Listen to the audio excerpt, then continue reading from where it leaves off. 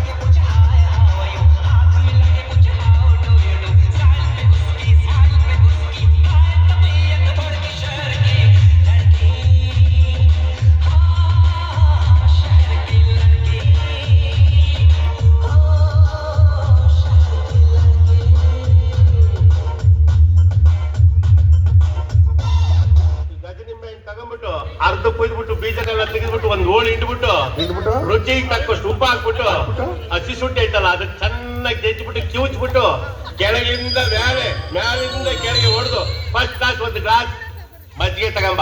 ಮೆಣಸಿನ್ಕಾಯಿ ಬೇಡವಾ? ಅದನ್ನ ಕಣಿಗಿಟ್ಕೋ.